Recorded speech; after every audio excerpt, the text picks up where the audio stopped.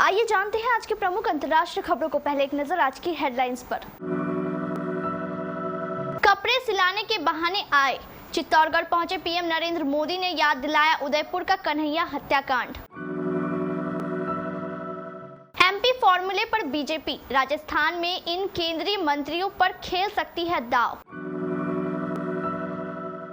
मायावती का सालों पुराना सपना पूरा करेगी बीजेपी, जयंत चौधरी और अखिलेश यादव की बढ़ेगी मुश्किल। सुबह सुबह गोलियों की तरतराहट, एक हत्या के बदले 5 मर्डर और चीख पुकार। 78 साल पुरानी पेंटिंग में खुद को देख चौंकी महिला, सामने आई हैरान करने वाली सच्चाई। मणिपुर में आज कुकी संगठनों का ब्लॉकेड, मेतेई समुदाय के बफर को घेरेंगे, सरकारी दफ्तरों को सील करेंगे। एलन मस्क ने ट्रूडो के खिलाफ खोला मोर्चा, कनाडा के इस फैसले को बताया शर्मनाक। फर्जी जीपीएस सिग्नल भेजकर विमानों को भटकाया, ईरान के आसमान में 15 दिन में 20 ऐसी घटनाएं। संडे को जवान को पछाड़, फुकरे 3 ने बॉक्स ऑफिस पर मचाया गदर, चौथे दिन कर डाली सबसे ज्यादा कमाई। और वर्ल्ड कप 2023 से पहले विराट कोहली ने लिया बड़ा फैसला, अचानक टीम का छोड़ा साथ। प्रधानमंत्री नरेंद्र मोदी ने आज राजस्थान के चित्तौड़गढ़ में एक जनसभा को संबोधित करते हुए अशोक गहलोत और कांग्रेस सरकार पर जमकर निशाना साधा। यहां उपस्थित भीड़ को देख गदगद नजर आ रहे पीएम मोदी ने कहा कि पूरा राजस्थान, पूरा मेवाड़ क्या सोच रहा है, यह साफ साफ चित्तौड़गढ़ में दिख रहा है। मैं पार्टी का आभारी हूं कि मुझे आप लोगों के बीच जाने का अवसर दिया। उदयपुर के कन्हैया लाल हत्याकांड का जिक्र करते हुए पीएम मोदी ने कहा, जो कांग्रेस सरकार जान माल की सुरक्षा नहीं कर सकती, उसको हटाना बहुत जरूरी है। जो उदयपुर में हुआ, क्या उसकी आपने कभी कल्पना की थी? जिस राजस्थान ने दुश्मन पर भी धोखे से वार न करने की परंपरा को जिया है, उस राजस्थान की धरती पर कपड़े सिलाने के बहाने लोग आते हैं और बिना डर एवं खौफ के टेलर का गला काट देते हैं। साल के अंत में 5 राज्यों में विधानसभा चुनाव है। चुनाव की रणनीति को लेकर रविवार को दिल्ली में बीजेपी की केंद्रीय चुनाव समिति की बैठक हुई। इस बैठक में मध्य प्रदेश, राजस्थान और छत्तीसगढ़ चुनाव के मद्देनजर उम्मीदवारों के नामों का मंथन हुआ। बताया जा रहा है कि बैठक में 3 केंद्रीय मंत्रियों अर्जुन राम मेघवाल, कैलाश चौधरी और गजेंद्र सिंह शेखावत से राजस्थान विधानसभा चुनाव लड़ने के लिए कहा गया है। दरअसल बीजेपी मध्य प्रदेश वाला फॉर्मूला राजस्थान में भी लागू करना चाहती है। एमपी में हाल ही में जारी हुए लिस्ट में बीजेपी ने 3 केंद्रीय मंत्रियों समेत 7 सांसदों को विधानसभा चुनाव में उतारा है। इसके अलावा बीजेपी महासचिव कैलाश विजयवर्गीय को भी टिकट दिया गया है। उत्तर प्रदेश में आगामी लोकसभा चुनाव से पहले एक बार फिर राज्य के बंटवारे की मांग शुरू हो गई है। केंद्रीय मंत्री और भारतीय जनता पार्टी के नेता संजीव बालियान ने रविवार को एक सभा में कहा कि वह पश्चिम प्रदेश यानी पश्चिमांचल की मांग का समर्थन करते हैं। उन्होंने कहा कि यूपी का पश्चिमी क्षेत्र अगर राज्य बनता है तो उसकी राजधानी मेरठ होगी। यूपी का 4 हिस्सा पूर्वांचल, पश्चिमांचल, बुंदेलखंड और अवध प्रदेश में बांटने की मांग कोई नई नहीं है। साल 2011 में बहुजन समाज पार्टी की सरकार में मुख्यमंत्री मायावती ने इस बाबत विधानसभा में प्रस्ताव पेश किया था, जिसे ध्वनिमत के साथ पारित किया गया था। हालांकि बसपा के इस प्रस्ताव का कोई खास असर नहीं पड़ा, क्योंकि राज्यों के बंटवारे में मुख्य भूमिका संसद और केंद्र सरकार की होती है।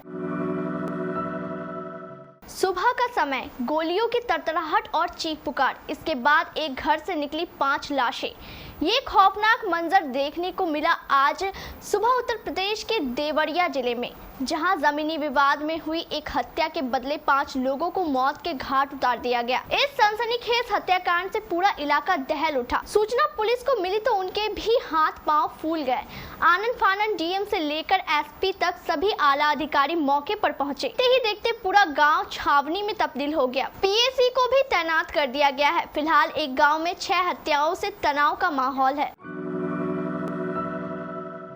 मणिपुर में जारी हिंसा के बीच आज कुकी संगठनों ने चुराचांदपुर में अनिश्चितकालीन बंद बुलाया है। दरअसल हाल ही में पिछले कई दिनों से लापता मेतेई छात्रों के मर्डर की तस्वीरें सोशल मीडिया पर वायरल हो गई थी। इसके बाद केंद्रीय जांच एजेंसियों ने कुछ आरोपियों को गिरफ्तार किया था। इन आरोपियों को हवाई सुविधा के जरिए राज्य के बाहर भेज दिया गया है। इसके विरोध में ही कुकी संगठनों ने चूड़ाचांदपुर में बंद बुलाया है। कुकी संगठनों का आरोप है कि एनआईए और सीबीआई ने लमका में 2 नाबालिगों सहित 7 लोगों को उठाया है। रविवार को कुकी समूह ने एक बैठक की जिसमें तय किया गया कि कुकी समुदाय के 7 लोगों को हिरासत में लेने के विरोध में आज 2 अक्टूबर को बंद बुलाया है। बंद के दौरान मेतेई बहुल इलाकों से लगे सभी बॉर्डर को सील कर दिया जाएगा। स्पेस एक्स के संस्थापक और सीईओ एलन मस्क ने कनाडा में अभिव्यक्ति की आज़ादी को दबाने का आरोप लगाया और जस्टिन ट्रूडो सरकार की आलोचना की है। उन्होंने ट्वीट किया है, ट्रूडो कनाडा में अभिव्यक्ति की स्वतंत्रता को कुचलने की कोशिश कर रहे हैं, शर्मनाक है। एलन मस्क की ट्वीट कनाडा सरकार के एक हालिया आदेश के बाद आई है। इस आदेश में ऑनलाइन स्ट्रीमिंग सेवाओं को सरकार के साथ औपचारिक तौर पर रजिस्ट्रेशन करने को अनिवार्य कर दिया गया है। ईरान में एयरलाइन से जुड़ी हैरान करने वाली खबर सामने आई है। ईरान एयर स्पेस ने पिछले 15 दिनों में 20 एयरलाइंस और जेट्स को फर्जी जीपीएस सिग्नल दिया। ये सिग्नल जमीन से भेजे गए थे और विमान के नेविगेशन सिस्टम में घुसपैठ करने, जीपीएस सिग्नलों को ओवरराइड करने और विमान को भटकाने के लिए काफी थे। फर्जी जीपीएस सिग्नल के चलते विमान भटक गए। इसके बाद पायलटों को अपनी लोकेशन एटीसी से पूछनी पड़ी। बताया जा रहा है कि पहली बार इस तरह से पैसेंजर फ्लाइट को फर्जी सिग्नल के सहारे भटकाया गया हो। फर्जी जीपीएस सिग्नल के चलते जो विमान भटके उनमें बोइंग 7,77,737 और 747 शामिल है। एयर इंडिया, इंडिगो और Vistara San Francisco, Istanbul, Baku और लंदन जाने के लिए इस उड़ान क्षेत्र का इस्तेमाल करते हैं। खुद के हमशक्ल से टकरा जाना अपने आप में बेहद रोमांचक होता है। हालांकि ऐसे मामले कम ही आते हैं, लेकिन ऐसा हो जाए तो चर्चा का विषय बन जाता है। वहीं किसी पुरानी तस्वीर में कोई अपने जैसी शक्ल दिख जाए तो लोग टाइम ट्रैवल जैसे कयास लगाने लगते हैं। हाल में कोलंबिया की एक महिला के साथ जब कुछ ऐसा हुआ तो उसे यकीन ही नहीं हो रहा था। 43 साल की जैनी स्मिथ ने कैनेडी न्यूज को बताया कि एक दिन उसकी बहन ने उसे एक फेसबुक पोस्ट का लिंक भेजा जो किसी और ने उसे फॉरवर्ड किया था। जून में किए गए इस पोस्ट में एक बेहद पुरानी पेंटिंग थी, लेकिन उससे भी अजीब बात ये थी कि इस पेंटिंग में बिल्कुल मेरी जैसी तस्वीर बनी थी। जैनी ने आगे बताया, अब मैं जानना चाहती थी कि इसे कितने दशक पहले और किसने बनाया था। मुझे हर हाल में ये पेंटिंग चाहिए थी। फुकरे और फुकरे रिटर्न्स की सुपर सक्सेस के बाद मृगदीप सिंह लांबा की फुकरे 3 ने भी बॉक्स ऑफिस पर गर्दा उड़ा दिया और दर्शकों के दिलों में जगह बना ली है। 28 सितंबर को रिलीज हुई इस फिल्म को सिनेमाघरों में विवेक अग्निहोत्री की द वैक्सीन वॉर और कंगना रनौत की चंद्रमुखी 2 से क्लेश करना पड़ा।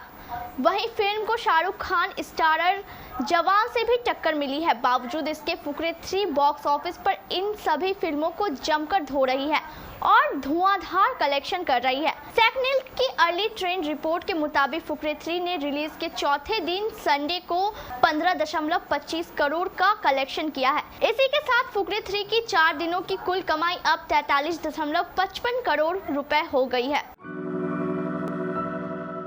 इंग्लैंड के खिलाफ पहला वार्म अप मैच बारिश के कारण रद्द होने के बाद टीम इंडिया अपने अगले मैच में नीदरलैंड से भिड़ने के लिए तैयार है। ये मैच तिरुवनंतपुरम के ग्रीनफील्ड स्टेडियम में खेला जाएगा, लेकिन इस मैच से पहले टीम इंडिया के स्टार बल्लेबाज विराट कोहली को लेकर एक बड़ा अपडेट सामने आया है। वह अचानक टीम इंडिया का साथ छोड़ निजी कारणों से मुंबई लौट गए हैं। बता दें कि टीम इंडिया को नीदरलैंड के खिलाफ ये वार्म अप मैच 3 अक्टूबर को खेलना है।